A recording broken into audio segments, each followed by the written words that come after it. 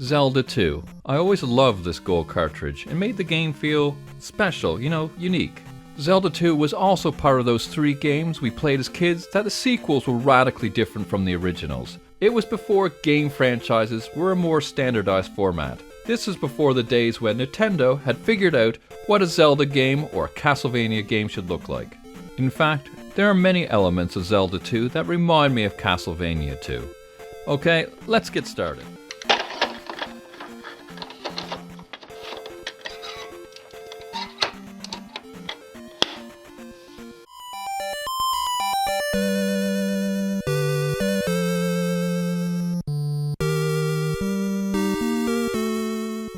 What I like to do at the start of the game is level up Link a bunch of times before starting out on your quest. Yes, it's a bit boring, but you hardly need any experience to get to the next level at the beginning of the game. Later on, it's exponentially more difficult. What's kinda neat about this game is you explore the world in this overhead view, but then it switches to a 2D platformer for combat or completing a section of the quest.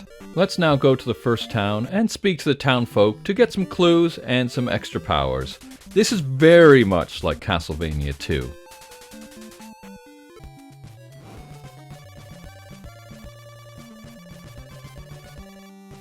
The special skill that you get in this town is the shield. Just speak to this woman.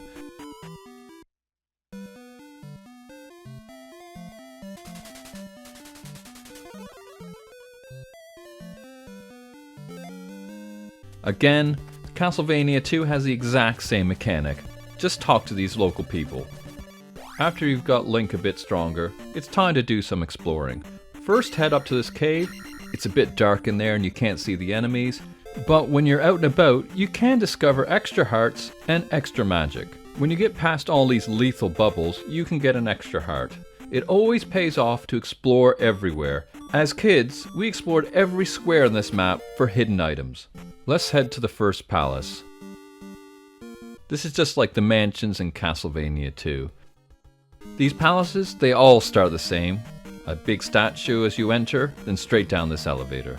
All these palaces are a bit of a maze, so it's a good idea to draw a map to know where you've been. The first palace is quite simple. You just need to find the keys to open all the locked doors. And this skull enemy is so annoying. I always thought they were invincible as a kid, but you can destroy them after like a million hits. There are some interesting traps, like this collapsing bridge. Classic game mechanic at the time, similar to Castlevania.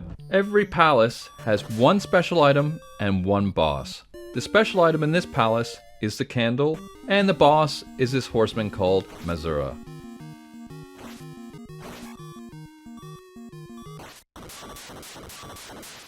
Defeat him and return the crystal to the statue.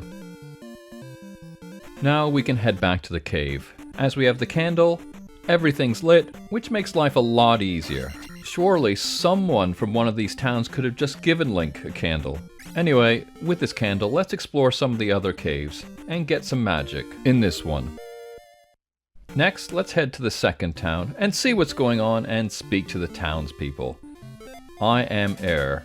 It's a classic. Everyone loves that one.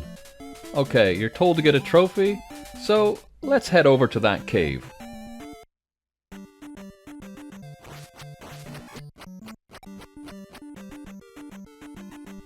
There you go. Not too difficult. Let's head back to the second town and return the trophy. This leads to the next spell, Jump. Let's head due south and into this cave. You have to use a jump to get any further in this cave, basically forcing you to get the trophy before you can progress. When you get to the other side, you're faced with a marsh that really slows you down. That squidgy sound, the memories are coming straight back. Okay, let's cross this bridge and keep going south. These enemies look kind of like dinosaur heads, don't they? Okay, the next town. Let's talk to some people. Sorry, I know nothing. Well, thanks for that. Just as useless as some of the town folk in Castlevania 2. I could never figure out what the story was with this purple slime. ZZZ. Let's get your health back and get rid of this annoying beeping sound. I wonder what Link is doing with that young lady in that house to restore his health, eh? Anyway, how you get healed up in Castlevania 2 is very similar. So this is as far as we can go in this town. Let's talk to this guard in this house. Okay, let's talk to this woman who's lost her mirror. The item or task that you need to complete will always be in the same town in which you are asked. You just need to look around. The mirror is actually under this table. I don't know how we figured this out as kids. We probably found it out by accident by clicking everywhere around the town. Anyway, this leads you to the life spell. Extremely helpful. We need to leave town to figure out how to cross this bridge. You actually need to speak to this guy in the woods. You need to look around, there's a few areas or traps that lead to nothing, and you need to try to dodge the random battles. These blue spiders remind me of the spiders in Castlevania 2. So we need to speak to Bagu, and get a note from him to give to the Riverman. Right, let's head back to the Riverman and get over that bridge. Now we find ourselves at the maze which leads to the hammer item. It's officially called Death Mountain.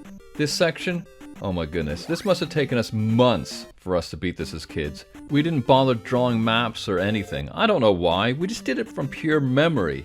Don't make this difficult for yourself, draw a map, and save yourself a headache. Getting past these lizard men is almost impossible, but getting the hammer, this was a big deal when we were kids. Now you can break roadblocks, and this really opens the game up, and you can get things like this magic potion here. And it also allows you to access this harbor town. You need to speak to this guy who says you need to speak to air. We can do that. We also need to use a jump spell to get up here, which leads to the down thrust.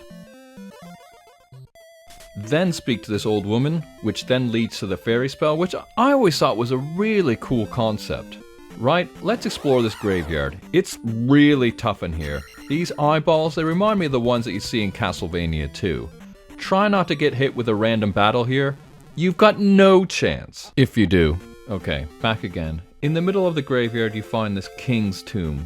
This location's very important for later on. I don't know how this old woman got here. It's a very dangerous place to be. It's essentially a very creepy graveyard like you see throughout Castlevania. This might be a good point to quickly get this heart. And we'll go back to speak to Air and find out why King's Tomb is so important. Okay, shall we move on to Palace 2? We can see a bit of a ruined path through the swamp here. Cool idea, I thought. Just enough to guide you. Starts out like all the other palaces. It's always a good idea to check the first statue. Like the other palaces, get the keys and get the magic item, which is a glove in this case, which allows you to break blocks. There's a tricky pea bag here. Then defeat this red guard. Then you get to the boss, which is a large armored soldier. This boss is pretty cool. You need to attack him in the head and his helmets fly off, literally. Then the helmets attack you, which is a bit annoying. Okay, just use a life spell here. And that's it. Now straight to Palace 3, which is right below King's Tomb. You have this big fall, which is very similar to a scene in Castlevania. And here it is, on this island. These blue guards are a nightmare! These palaces now are getting really tough. I spend a lot of time just running past the enemies. It's not worth the damage. The secret item is the raft. Ah! So close! Okay, got past him, and got it this time. The boss in this palace is a blue guard on a horse. Similar to the first boss in Castlevania 4. Eventually you knock the guard off the horse, and then defeat him. The raft lets you access the next part of the map. And the next town. You may want to draw your own map at this point. The map in the manual isn't complete. With boots, I could walk on water. I'm thirsty, eh? Important clue here about jumping into holes in palaces. Let's get some water and give it to that girl. What are you doing? Are you just holding the water in your hands? Anyway, it leads to the fire spell, which is very handy when you're fighting those blue-colored armored enemies. Time to head to Maze Island. I've never seen an island like this in my life. Find some magic while you're here. Oddly, there's a kid here as well that you need to collect. I love how Link holds up the child like he's some inanimate object. Ta-da! Once we've done this, let's head into Palace number 4. Same process before, get the keys. You also need to jump down certain pits to complete this palace. Again, draw a map.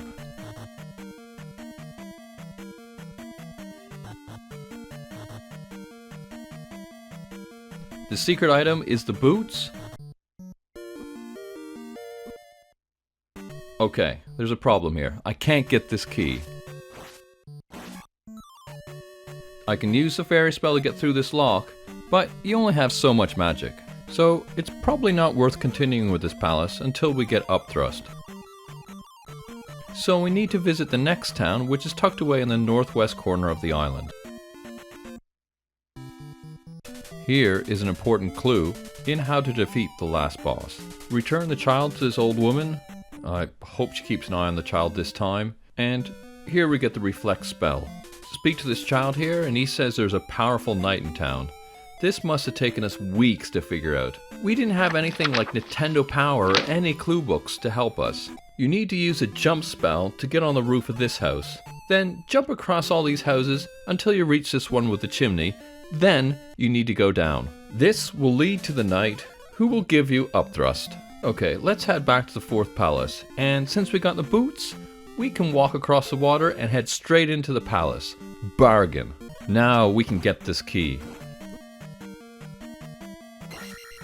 And now we can get to the palace boss. This took us ages to figure out that you need to use the reflect spell. I don't know whose idea it wasn't mine. I must have tried defeating this ghost without the reflect spell like a dozen times. Anyway, when you use the spell, it's super easy. Now to the fifth palace, the Sea Palace. You just walk across the water, and when we discovered we could walk across the water, we figured, there must be a hidden heart or magic somewhere in this water. And just before you enter the fifth palace, there it is. Okay, let's go inside. Again, collect all the keys. You'll need to use a fairy spell here. This one's a bit more tricky with all these falling blocks. There's also a place in the palace that you need to walk through the wall. This is why you need to get clues from the townspeople. They tell you this stuff. Get the flute. And watch out for all these guys that throw flames. The boss is some sort of ogre. You really need to be committed when you attack this guy. When you do, just watch the counterattacks and you can defeat him. Now, we can use a flute on this giant spider that's blocking the path, and when I was a kid, when we got to this point with the large fences and the lizards throwing rocks at you, I felt that we were getting really far in the game, and we're getting pretty close to the end. Now we can see a town in the distance across two bridges. But when we get into this town, you're attacked by invisible enemies. As kids, we couldn't figure out what was going on, but with enough life, you can explore the town. You get to another wizard and you think, oh great, another spell. But no, he just gives you a clue where the new town is. Let's head in that direction and find it, collecting this heart on the way. Now as kids, I think we accidentally figured out how to cut down trees. I'm not sure if we read it in the manual or not, but it is mentioned there. Anyway, we spent hours cutting down trees to find secrets. However, if you do go to the forest in the east, you can find this hidden town. It may take you several attempts. I can never remember which square it is. Let's talk to the townfolk. We had to flee Kazuto. You deserve my help. Then she tells you there's a secret at the end of town. As we go into the basement, we're thinking, oh great, new spell, but this time is magic. Don't get me wrong, not to be sniffed at. Then you need to go search in this fireplace for the next spell, which oddly the new spell is called Spell.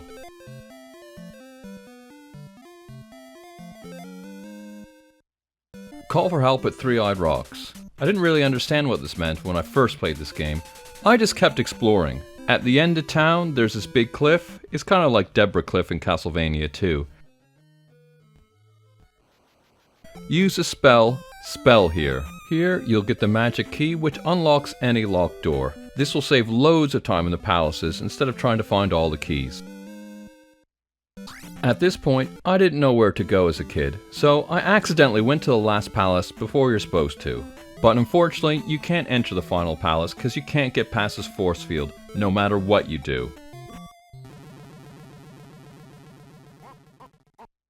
Don't even try using the fairy, they thought of that.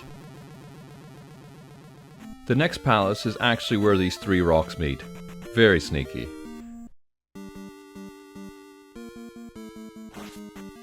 You just need to defeat this blue knight, and the special item is the cross.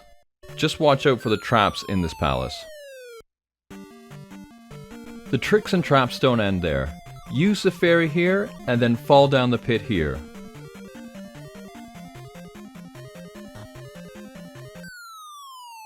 The palace boss is a fire dragon. This is so much like Castlevania 3.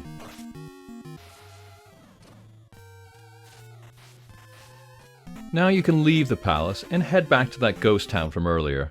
And you can do this because you got the cross, and now you can see all the ghosts. Also, you can get the thunder spell. So since I'm absolutely terrible at this game, before I go to the last palace, I go around the whole map and collecting all the extra lives. One in the swamp, one in the graveyard, and one below this bridge. Those are the easy ones. I think that's all you'll need. Now we can head to the last palace. Now we need to get through this brown area to get there. I find this part of the game way too hard, and it drains you of all your resources. I often use a fairy just to get through areas. This is why you need so many extra lives. Ooh, that was close. Up to the final cave, and into the palace. The force field will lift this time. Use the fairy spell straight away. I just run through most of the level. The enemies are quite tough. Occasionally, it is better to stand your ground and fight. I never beat this game as a kid, and I've had to look on the internet to find out where to go. You have to break this block down here, which I would have never have guessed. Past this massive slime. The next tricky bit is that you actually need to go down this hole. How would you ever figure this out as a kid? Okay, I'm totally drained here. This is going to be brief, fighting the end boss.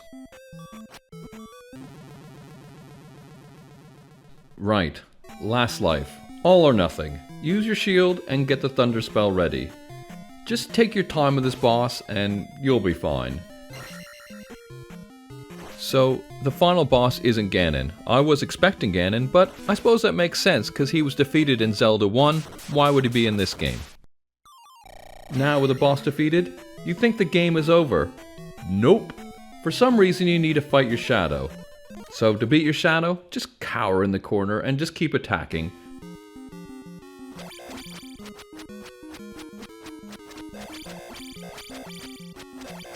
And finally, that's it. Wow, I feel like a bit of a sense of accomplishment, beating something I couldn't have possibly beaten as a kid. Anyway, hope you enjoyed it. See you next time.